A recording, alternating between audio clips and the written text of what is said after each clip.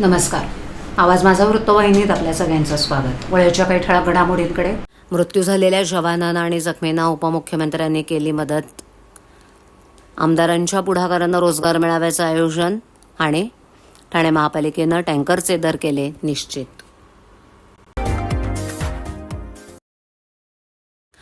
शहरातील गावदेवी मार्केटला काल पहाटे लागलेल्या भीषण आगीत मृत्युमुखी पडलेला एक अग्निशमन दलाचा जवान आणि एका सुरक्षा रक्षकाच्या कुटुंबियांना प्रत्येकी 10 लाख रुपयांची मदत जाहीर करण्यात आली आहे.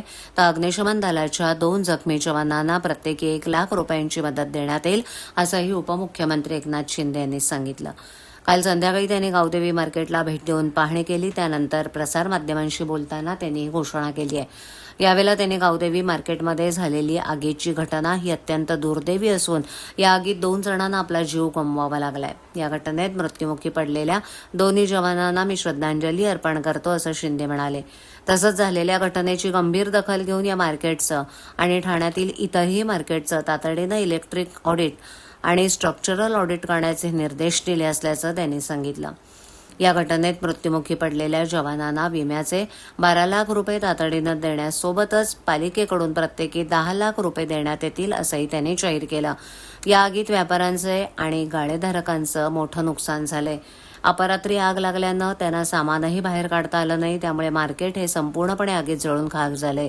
ठाणे पालिका आयुक्तांना हे मार्केट तातडीनं स्वच्छ करून त्यात इलेक्ट्रॉनिकचं काम पूर्ण करून येत्या 10 दिवसात व्यापाऱ्यांना पुन्हा व्यवसायासाठी हे गाळे हस्तांतरित करावेत, असे निर्देश दिलेत.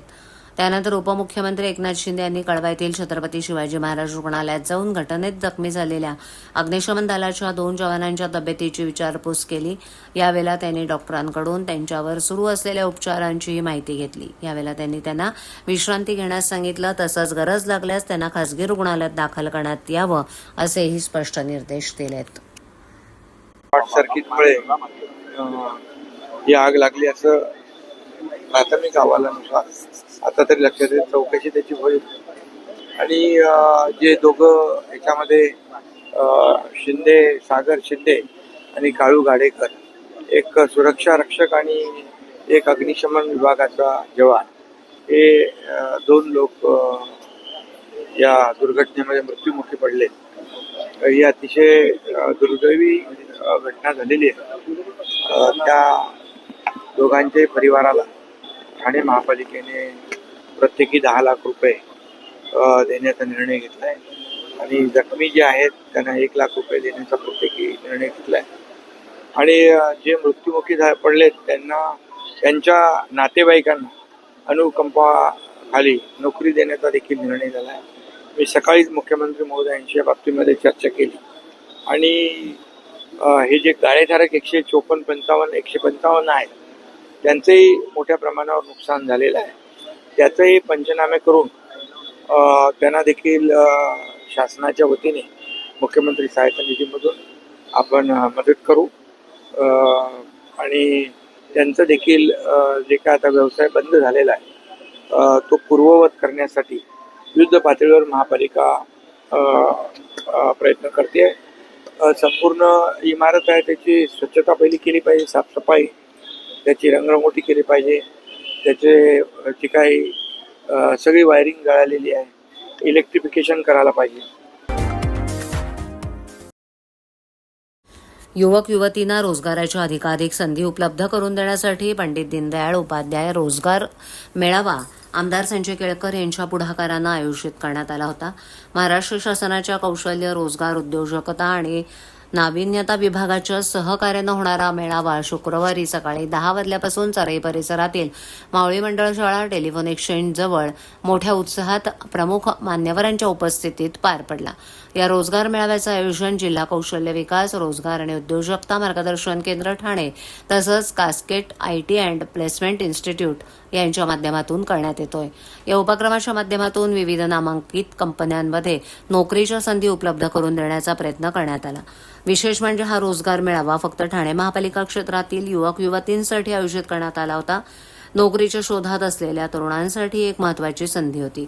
उमेदवारांनी या रोजगार मेळाव्यात मोठ्या संख्येनं सहभागी होऊन कार्यक्रम उत्कृष्टरित्या पार पडला. हा असा विशेष कार्यक्रम आयोजित केल्याबद्दल सगळ्यांनी आमदार संजय केळकर यांचे विशेष आभार मानले.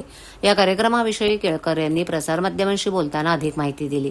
यावेळी आमदार केळकर यांच्यासोबत आमदार माधवी नाईक, माजी उपमहापौर सुभाष काळे, माजी उपमहापौर अशोक भोईर, नगरसेवक विकास पाटील, शेखर पाटील, राजेश जाधव, इतर पदाधिकारी आणि कार्यकर्ते बंधू भगिनी यावेळेला उपस्थित होते.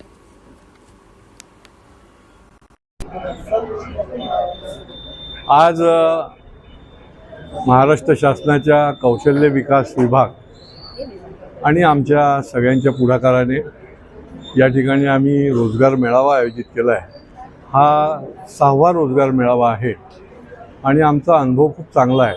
आधीच्या रोजगार मेळाव्यामध्ये अनेक आस्थापना या ठिकाणी येऊन वॉक इन इंटरव्ह्यू घेतला त्यांनी आणि अनेक तरुणांना याच्यामध्ये संधी मिळाली.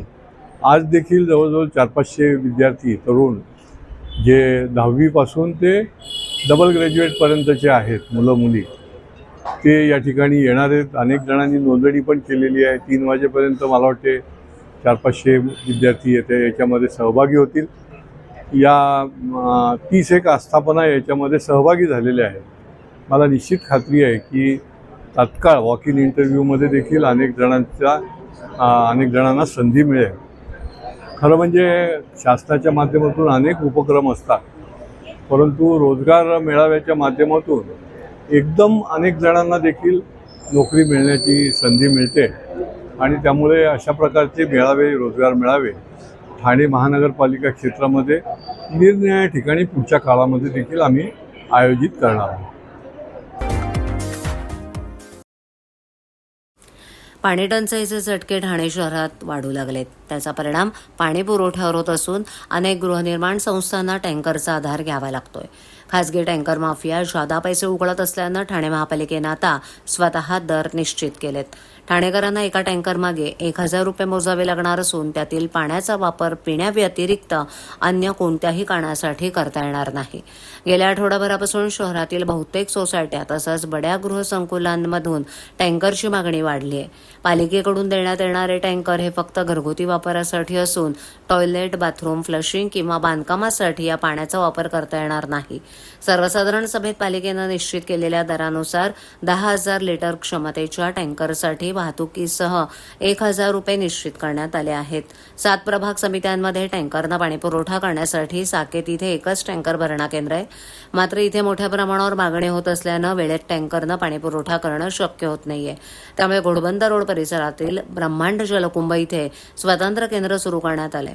नागरिकांनी सोसायटीच्या लेटरहेडवर मागणी करणं आवश्यक असून कार्यकारी अभियंता आणि उपअभियंता यांच्या स्वाक्षऱ्या तसंच पाणी पुरवठ्याबाबतची आवश्यक माहिती देणं बंधनकारक राहणार आहे.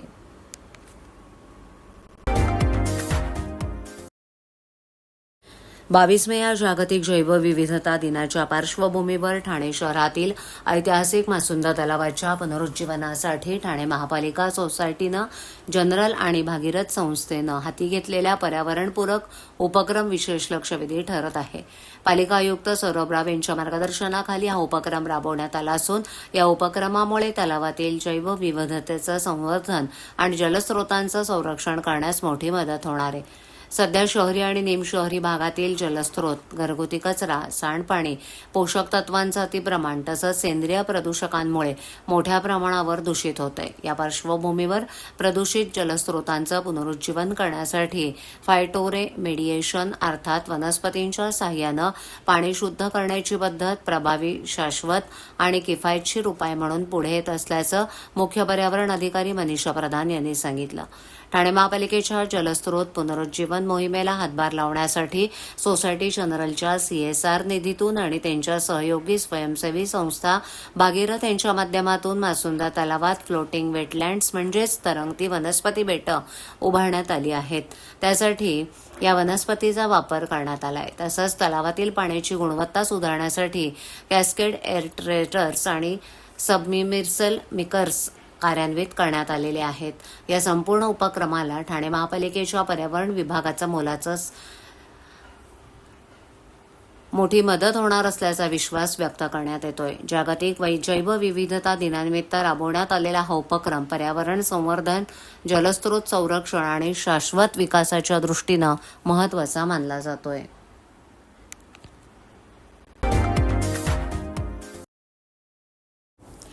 गावदेवी भाजी मार्केटमध्ये आगीत अडकलेले पालिकेचे सुरक्षा रक्षक काळू गाडेकर यांना वाचवताना प्राणांची बाजी लावणाऱ्या अग्निशमन दलाचे स्थानक अधिकारी सागर शिंदे यांचा पार्थिव नितीन कंपनी परिसरातील मुख्य अग्निशमन केंद्रात आणताच माझं लेकरू कुठे गेलं असं म्हणत त्यांच्या आई जयश्री यांनी हंबरडा फोडला.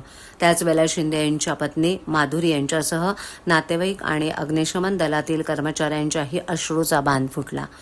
अग्निशमन दलानं त्यांना शहीद सलामी दिल्यानंतर सागर शिंदे यांच्यावर बाळकूम येथे रात्री अंत्यसंस्कार झाले.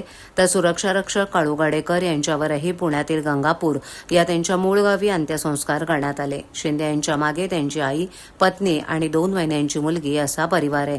शिंदे यांच्या पार्थिवाला महापौर शर्मिला पिंपळकर, आमदार जितेंद्र आव्हाड, आमदार माधवी नाईक, पालिका आयुक्त सौरभ राव, उपमहापौर कृष्णा पाटील, सभागृह नेते हनुमंत जगदाळे, विरोधी पक्षनेते अशरफ शानू पठाण, गटनेते अभिजित पवार, नगरसेवक नारायण पवार इत्यादींनी मानवंदना दिली. ठाणे अग्निशमन दलाचे मुख्य अग्निशमन अधिकारी गिरीश जळके, माजी मुख्य अग्निशमन अधिकारी अरविंद माणके यांच्यासह ठाणे, मुंबई, नवी मुंबई, पनवेल, कुळगाव, बदलापूर अग्निशमन दलाचे अधिकारी कर्मचारी यांनीही शिंदे यांना मानवंदना दिली.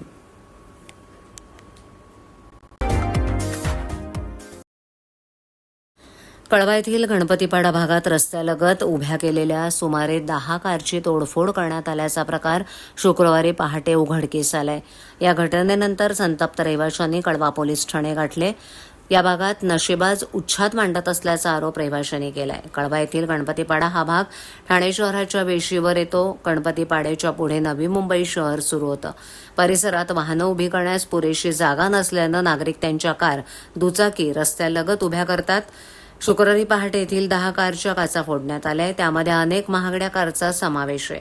या भागात नशेखोरांचा वावर देखील असल्याचा आरोप केला जातोय.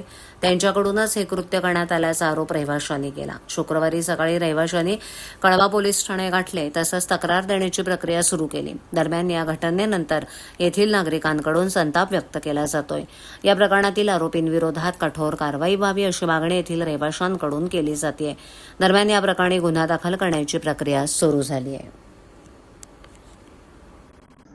इथे आमचे गणपतीपाड्यामध्ये जे एलानामध्ये जे गाड्या काय 50-60 गाड्या आहेत, ह्या 50-60 गाड्या गरीब लोक आहेत. आपल्या रोजीरोटीसाठी इथे गाड्या चालवतात. ओलामध्ये आहे.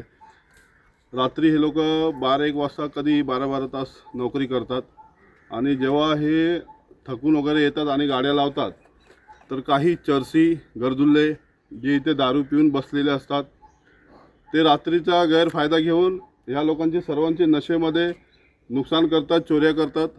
गेल्या महिन्यात मिनिमम काय नाही तरी 50-60 गाड्यांचं नुकसान झालेलं आहे आणि दर महिन्याला कुठेतरी गाड्यांचा हे लोक काशे तोडतात, टायर चोरी करून नेतात. आतमध्ये काय 200-400-500 रुपये असतात हे पण नेऊन देतात. पण दरवेळी हेच असतात आणि आता पण तुम्ही बघू शकता की 10-12 गाड्या हे सकाळी सकाळी हे लोक कामावर जायला निघाले तर बघतायत का पूर्ण गाड्या आमच्या फुटलेल्या आहेत. तर ह्या लोकांनी कंप्लेंट पण केलेली आहे पण पोलिसची काही कारवाई होत नाही आहे. दुसरी गोष्ट आहे का हे गरजुल्ले जेव्हा इथे दारू पियत बसतात, चरसी गरजुल्ले गांजा पितात, चरस पितात, दारू पितात, पोलीसवाले येऊन त्यांनावरती काही कारवाई करत नाही आहे. आणि जे आमच्या आई बहिणी जरी रोडवर इथे रात्री जेवल्यानंतर, सकाळी जेवल्यानंतर जर राऊंड वगैरे मारत असतात तरी त्यांना येता जाताना अशब्द भाषेची वापर करतात ते लोक. त्याच्यामुळे इथे नागरिकांमध्ये एकतर भीती पण आहे, चेन पुलिंग वगैरे होतात आणि घाबरून घरातून बायका रात्री निघत नाही इथे. आणि बाकी तर तुम्ही सर्व बघू शकतात का कुठल्या पद्धतीने ह्या गाड्यांचं नुकसान झालेलं आहे. तर ह्यावरती माननीय कळवा पोलीस स्टेशनला मी नम्र विनंती करतो की ह्याची दखल घ्यावी